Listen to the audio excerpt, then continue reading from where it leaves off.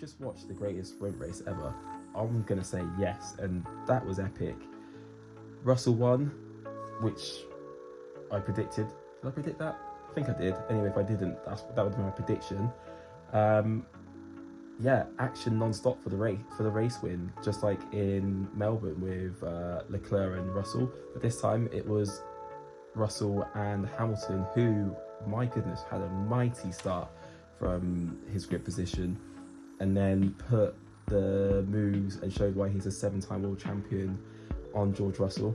They were going back and forth, but in that battling, Hamilton's tyres got damaged a fair bit, and then eventually Russell was able to gap Hamilton, then Leclerc caught Hamilton, and then they were going back and forth a little bit.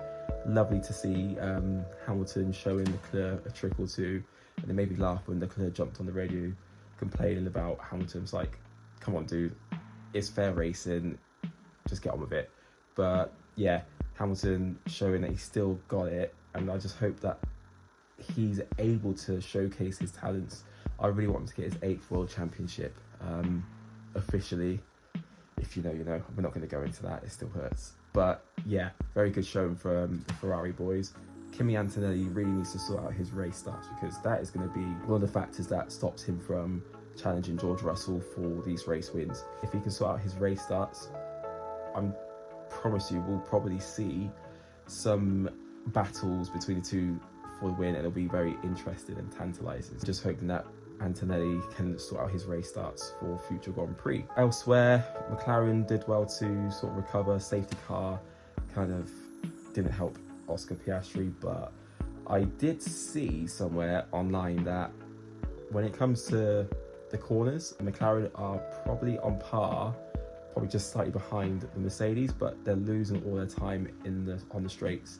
The graphic that I saw was quite telling, like McLaren would be ahead, but then come the straights, Mercedes would just bolt on in front. So McLaren need to get an understanding of the energy harvesting, how to deploy the energy, and I feel like we could see them get a lot closer. But I'm still not having them as the outright fastest, and I don't know if they'll be able to catch Mercedes. My hope is that they can. They've got an upgrade coming later on down the line, but so are other teams as well. So we'll see what progress they can make. And then just finishing off with Red Bull, they are in trouble. They don't look good at all.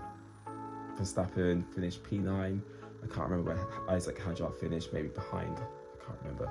It was a few hours ago. But yeah, that Red Bull looks a handful to drive. Max isn't happy with the stability of the car. It seems that the Red Bull power unit is being exposed on this track now. Melbourne, it put off a better showing because it was able to harvest this energy better.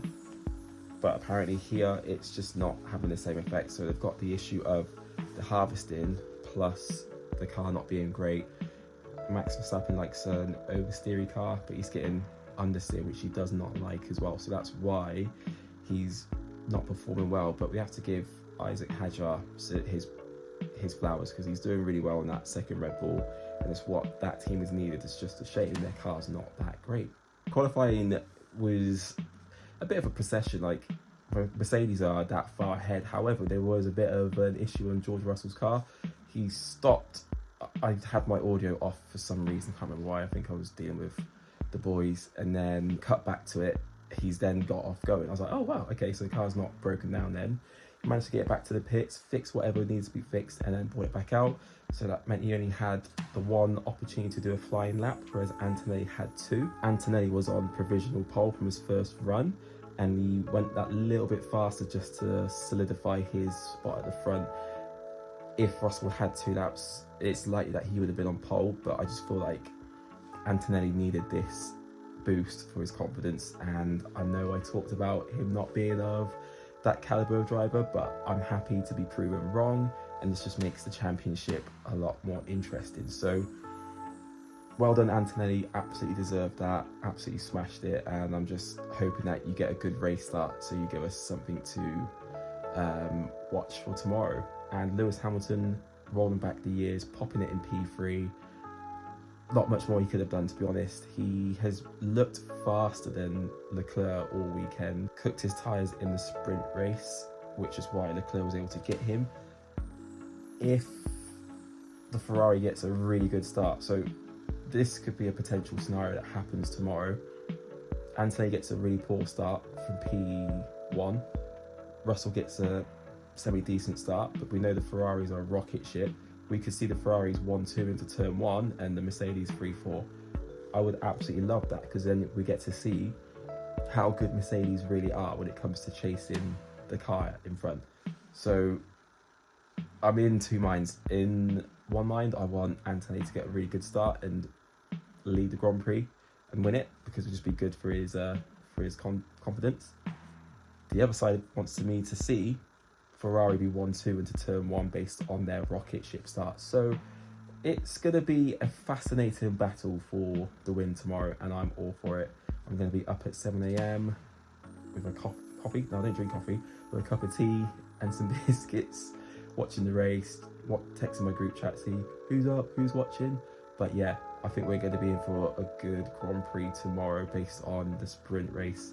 I know I said that the Chinese Grand Prix doesn't really offer great races. However, if the sprint race was anything to go by, I'm all for it.